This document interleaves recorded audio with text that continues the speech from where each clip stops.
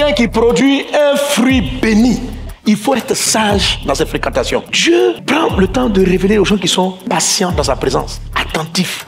Donc cultivez cette approche de Dieu où vous n'êtes pas simplement les bakatarababa, donne-moi l'argent, ouvre-moi les portes, je chasse les sorciers, je détruis les œuvres des démons, alléluia. Ça c'est quelqu'un qui envoie des séries de demandes. C'est pas une fréquentation.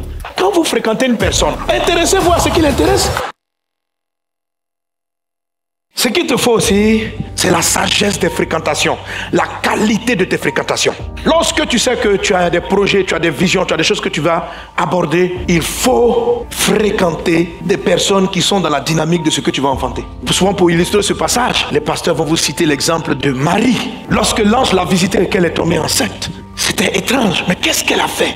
Comment une vierge peut tomber enceinte si elle restait au milieu de personnes qui l'a jugée, l'a critiquée? Elle a entendu que sa cousine Élisabeth était aussi miraculeusement enceinte parce que sa cousine Élisabeth était tellement vieille qu'elle ne pouvait pas avoir d'enfant. Donc c'est une maman qui a été visitée par le miracle. Elle aussi, Dieu l'a visitée. Qu'est-ce qu'elle a fait? La Bible dit que Marie a quitté son entourage habituel. Et Marie est partie rester avec quelqu'un qui comprend le surnaturel. La Bible dit que celui qui marche avec les sages devient sage. Si tu as besoin de sagesse pour bien diriger ton entreprise, il ne faut pas fréquenter les gens qui sont dans les bars. Tu passes ton temps avec qui? Quand tu as fini de regarder ton entourage habituel, il faut savoir quel type de fruit tu peux produire.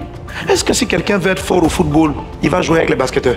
Alors pose-toi la question, qu'est-ce que tu penses que Dieu veut que tu produises et qu'est-ce que tu fréquentes? Comme je veux que ma vie spirituelle grandisse, j'ai des fréquentations avec les gens qui partagent ma foi. Je ne peux pas fréquenter des païens et m'attendre à produire une vie chrétienne vigoureuse. C'est pas possible. Je suis administrateur, je veux être un très bon gestionnaire d'entreprise, je fréquente des gestionnaires. J'aime mes amis.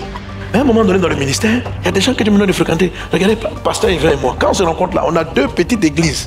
Je vois que c'est un rêveur. Moi aussi, je rêve. Frère, on est devenus meilleurs amis. Je connais mes frères. Mais de la manière dont ça nous challenge.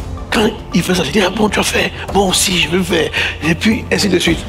Regardez aujourd'hui les églises ici. Ils sont rentrés dans les croisades, comme nous. Après, on avait passé Macédoine, on dit, ouais, lui là, on doit envoyer un peu pareil. Et puis, c'est comme ça. Amen. Mais c'est pas que les autres pasteurs ne sont pas forcément bons. Ils sont très bien. Mais tu sais, en fait, tu sens dans ton esprit où Dieu t'envoie.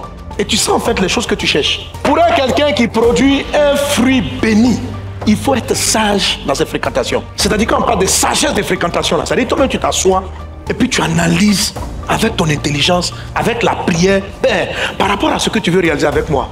Conduis-moi vers les gens que je dois fréquenter, éloigne-moi des choses que je ne dois pas fréquenter. La 6e sagesse qui vient naturellement avec ça, si je veux porter le fruit de Dieu, je dois avoir la sagesse de fréquenter Dieu. Dieu a un ingrédient, il a une orientation qui vient dans vos projets, dans vos idées, qu'il donne dans sa présence. Fréquenter Dieu, c'est prier, mais ce n'est pas prier parler seulement pour parler, c'est rester. Vous savez, quand on dit on fréquente une personne, on l'écoute, on cause avec elle, il y a un échange. Un chrétien qui passe des heures de prière en termes monologues ne fréquente pas Dieu. En fait, il expose un ensemble de demandes à Dieu. Ça, ce n'est pas de la fréquentation. Ça ne porte pas le fruit de Dieu. Il faut veiller à ce que votre vie de prière, votre communion avec Dieu, soit des moments où vous êtes devant sa face. C'est-à-dire, quand tu arrives, tu pries, tu es calme, tu lis beaucoup la Bible. Ceux qui sont devant la face, ils méditent beaucoup les textes. Ils lisent pour comprendre comment Dieu parle, pour écouter leur papa. Et ils parlent aussi avec lui. Ceux qui sont devant la face de Dieu aiment lui poser des questions. C'est quelqu'un qui prête attention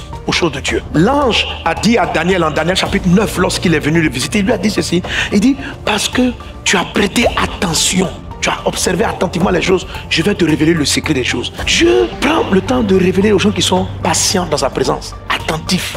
Donc cultivez cette approche de Dieu où vous n'êtes pas simplement les bakatarababa, donne-moi l'argent, ouvre-moi les portes, je chasse les sorciers, je détruis les œuvres des démons, alléluia. Ça, c'est pas devant la face. Ça, c'est quelqu'un qui envoie des séries de demandes. C'est pas une fréquentation. 5 heures de prière, donne-moi, j'ai une série de 54 demandes. Sur les 54, 50 sont l'objet de d'actes démoniaques. Je les paralyse, je détruis tous les démons. Ça, tu n'es pas devant la face de Dieu. Il ne peut pas t'enceinte. Il ne va pas te donner d'idées. Tu ne fréquentes pas Dieu. Pour fréquenter Dieu, il faut aimer venir s'asseoir. Tu pries, tu chantes, tu adores, tu prends ta Bible, tu la lis, et puis tu essaies de comprendre les textes. Tu lui poses des questions. Tu lui poses des questions. Papa, je ne comprends pas. Et il va te répondre. Papa, pourquoi tel verset dit ça? Pourquoi le message, le passage après, ça m'a touché, mais je n'ai pas bien compris. Peux-tu m'expliquer ce qu'il a dit? Parle-moi. Je suis en train de lire le booster. Je veux bien comprendre. Il faut poser des questions à Dieu. Rendez votre relation avec Dieu intéressante. Ça, c'est une sagesse de ceux qui ont des inspirations qui viennent du ciel. C'est quand vous êtes dans cette atmosphère que Dieu vous révèle des grands secrets. Sois béni au nom de Jésus. C'est devant sa face comme ça que de temps en temps, Dieu m'amène me promener. Il y a quelques mois de cela, on était vraiment dans la nature. Dieu est tellement vaste. Il me faisait observer sa nature. Un matin, il me dit, tu as déjà vu le mont Fuji? Je dis, oui, j'ai vu des images là-dessus. Mais d'une beauté. Et c'était une photo naturelle. Waouh! Il dit, tu as vu? Puis Dieu dit, c'est moi qui ai fait ça. Écoutez, quand vous aimez quelqu'un, quand il vient dans votre maison, vous avez tendance à lui faire le tour de propriétaire. Viens voir. Voilà ma voiture, ma nouvelle voiture. C'est comme ça. Quand vous êtes devant la face de Dieu, il vous prend et peut aller voir sa création. Il dit, tu as vu ça? Je dis, ouais. Il dit, c'est moi qui ai fait ça. La dernière fois, j'étais en croisade à Touba. J'étais venu pour prier pour les âmes, pour que les malades soient guéris. Donc j'arrive.